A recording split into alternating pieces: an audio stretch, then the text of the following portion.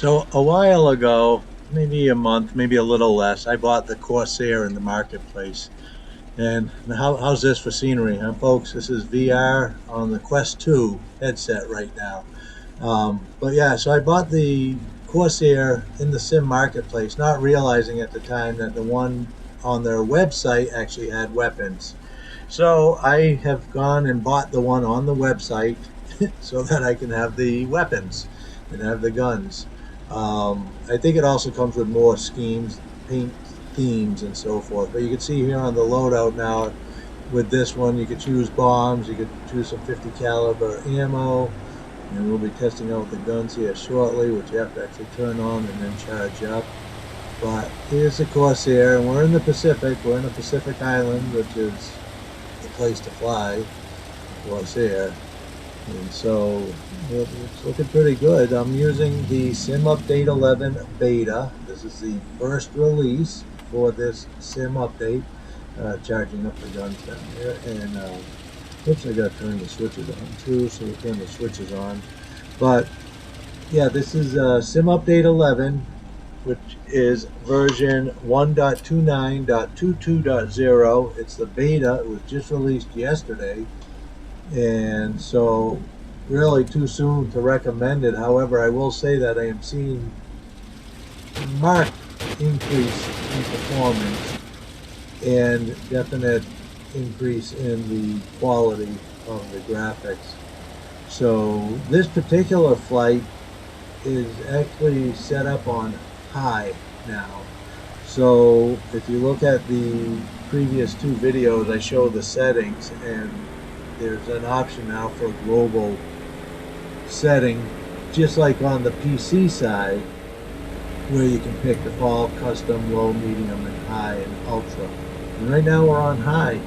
And so I know on medium, the level of detail sliders are all set at 50, and everything is set at medium.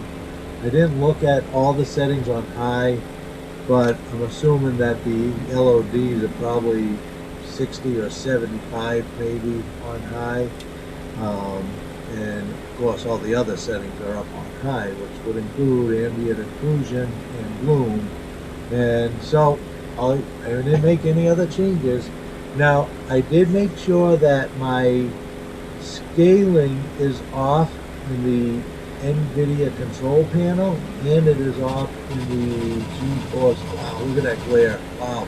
That's so awesome. In the GeForce experience. So I'm not using any scaling with either of those. I do have OpenXR toolkit on and enabled. So there is some scaling being done through that. I am on the DLSS auto option for the super performance, I think it's called. I can't remember now myself. I'd have to look at the screen, but yeah, performance seems to be pretty good even at these settings. Frame rates may not be quite as high, but it still feels pretty smooth. I notice I do have my clouds turned off at this point because, as I mentioned in my previous video where I was flying through New York City, clouds are large, moving, animated objects. So I personally fly with them as little as I can, and when I do fly with them, I turn their density way down, and so that seems to help. Yeah, the reflections in my mirrors are really spot on right now. That's pretty nice. So the reflections are up high, obviously, as well as the bloom and the ambient occlusion. And so yeah, look at the reflection in the gun sight. Yeah, see, I don't normally see even that level with how I normally would be flying. A little stutter there, but that's all right. That was one minor skip in what so far is being an awesome flight. So yeah, so this is the Milviz Corsair. Again, purchased from the website. I uninstalled the one that I bought at the marketplace because that one doesn't give you the option for the loadouts with the weapons. And they don't do any damage. They really just, I mean, if you drop the bombs, you just like the drop tanks, you don't see them drop. They don't do any damage. The guns don't do any damage. But the sound and the flashing, to me, you know, I don't want to do damage. There's nothing in this game that I'd really want to shoot. You know, I hop into IL-2 Sturmovik there if I want to do that. I want to do damage in this. I mean, yeah, it would be pretty neat if you could scrape along the water and see the bullet hits, but yeah, I don't need that to make it feel more realistic. This is really sweet. Yeah, look at the reflection of the trees in the water is actually wavy and not blocky. So, kind of missed it now, but go back just in a second. Yeah. Sim Update 11 Beta, first release 1.29.22.0. I'm using the latest Nvidia driver 522.25. Both claim to support DLSS version 3 as well as 2. So, and that includes in VR. That's not just in the PC, that is in VR as well.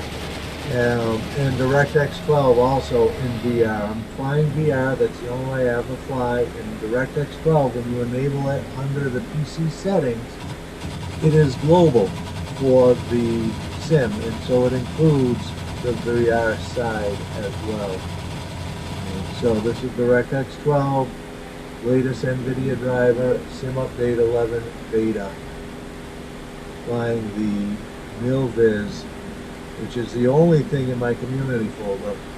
I empty out my community folder when, yeah, just noticing the reflections in the mirror. I'm going to have to pay more attention in those when I fly this plane again. But the reflections in the rearview mirrors, they're really sweet. They're showing some really nice detail, I noticed, as opposed to just bland shapes. And performance is nice. So when this is finally tuned and released for the public, man, I think we're going to have some amazing performance capability. And this is with a laptop. I use a Alienware laptop with the RTX 3070, not the TI, just a plain 3070. I have 32 gig of RAM.